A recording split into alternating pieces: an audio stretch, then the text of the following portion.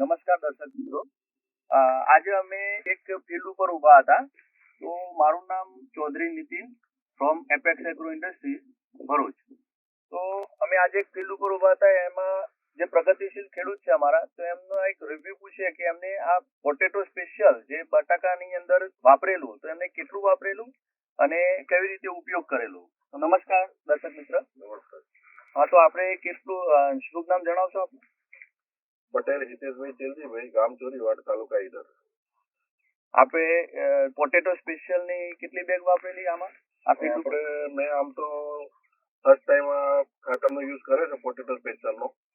આમ તો અમારા શિડ્યુલ પ્રમાણે, કંપનીના શિડ્યુલ પ્રમાણે ચાલતા, પણ આ વખતે 1 એકરની 2 બેગા વાપરી છે અને રિઝલ્ટ પણ આજે 50 દિવસ થયા પોટેટોના.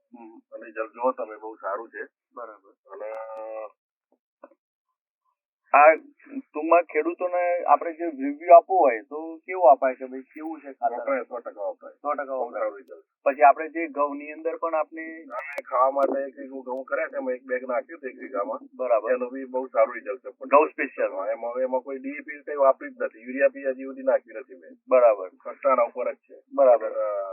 ઘઉં સ્પેશિયલ ઉપર. અને જે આપણે ફ્રૂ વેગનનું એક આપણે મગફળીની અંદર મગફળીમાં મેં ફ્રૂટ વેગન વાપર્યું હતું.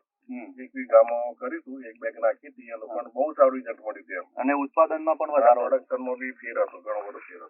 બરાબર. તો જો આપ દર્શક મિત્રો કે જે આ ફિલ્ડ છે બટાકાનું, અને એની અંદર આ ખેડૂત મિત્રને સારું એવું રિઝલ્ટ મળેલું છે.